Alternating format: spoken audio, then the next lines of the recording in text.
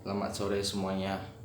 Perkenalkan, nama saya Gilbertus Putra dengan NIM 2005050012, Prodi Ilmu Hubungan Internasional. Di sini saya akan mengerjakan soal UTS yang harus membuat video tentang pertemuan 1 sampai 7. Dan sekarang saya akan mengambil pertemuan kelima, yaitu sistem internasional dalam konsep realisme.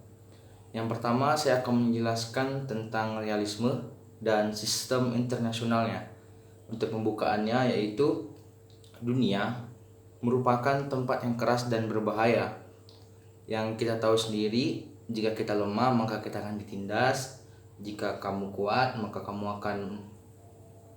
kamu bisa melakukan apa yang kamu mau. Begitu juga dengan sistem negara. Di sini negara yang kuat akan lebih berkuasa dibandingkan negara yang lemah. Jika negaramu lemah, maka negaramu akan siap dimasuki oleh negara lain. Banyak contoh yang kita bisa ambil ya, dari Palestina maupun Israel. Mereka disusuk oleh negara-negara seperti Amerika Serikat dan juga Rusia. Itu sangat mudah sekali mereka masuki. Terus yang kedua, suatu negara melakukan kerjasama ekonomi ataupun militer itu tidak jauh dari namanya kepentingan. Setiap negara yang melakukan kerjasama itu di atas tanda kutip kepentingan. Apa saja kepentingannya? Yang pertama itu adalah kepentingan ekonomi, di mana sebuah negara melakukan perjanjian ekonomi untuk menunjang suatu negara tersebut agar mereka dapat lebih berkembang dan lebih baik. Terus yang kedua, kerjasama di bidang militer. Kerjasama di bidang militer ini bisa meliputi, yang pertama itu perdagangan persenjataan atau alutsista militer yang mereka dapatkan dari berbagai negara. Sebagai contohnya saja, kemarin Indonesia membeli kapal 2 dari Prancis, dan kita tahu sendiri harganya lumayan fantastis. Terus yang ketiga, saya akan menjelaskan tentang apa itu realisme klasik. Realisme klasik menyatakan bahwa sudah sifat manusia untuk memaksa negara dan individu mengutamakan kepentingan di atas ideologi. Realisme klasik ini adalah ideologi yang mengandung bahwa pencarian kekuasaan dan niat untuk mendominasi adalah aspek mendasar dari sifat manusia.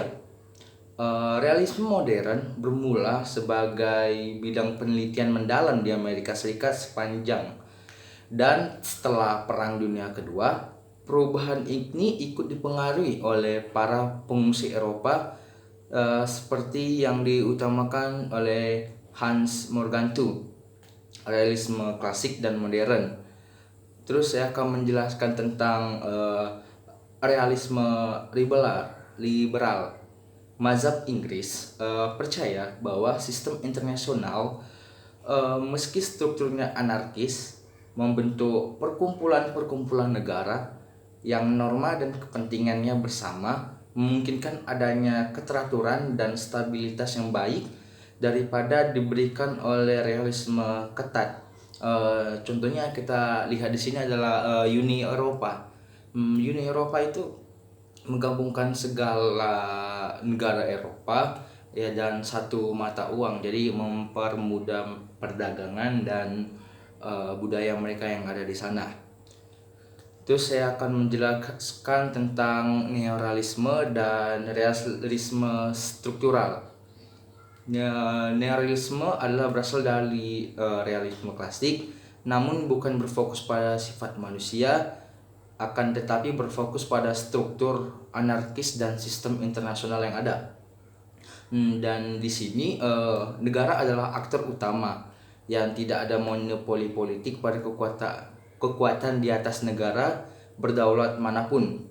Sistem internasional dilihat dari struktur yang bertindak terhadap negara, sedangkan individu di bawah negara bertindak sebagai agen terhadap negara secara keseluruhannya.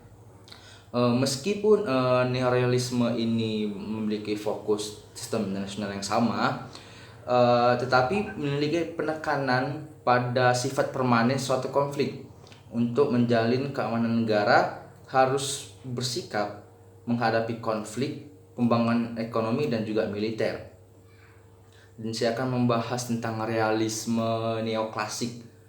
Dapat dilihat dari generasi-generasinya muncul dan kaum neorealistik. Kata neorealistik ini memiliki ganda, menawarkan sifat klasiknya atau realisme neoklasik dan digabungkan dengan pendekatan neoklasik dan klasik. Motivasi utamanya adalah pengembangan realis adalah fakta yang berguna saat ini menjelaskan politik. Dikelompokkan sebagai teori politik internasional, tidak dapat digunakan menjelaskan suatu negara atau teori yang lainnya. Terus yang terakhir itu realisme kiri ya. Berpendapat bahwa teori internasional merujuk pada karyanya, sama-sama menulis artikel yang terpisah tentang ruang lingkup yang ada. Dan realisme kiri ini bisa dibilang realisme yang melihat suatu kejadiannya, kekurangannya lah, misalnya peperangan itu menimbulkan banyak sekali kerugian ya, dari sisi ekonomi, sisi transisi budayanya dan sisi kemanusiaannya itu berkurang. Oke, mungkin segini aja yang bisa aku jelaskan pada hari ini. Mohon maaf bila ada salah kata. Saya tutup. Terima kasih dan selamat siang.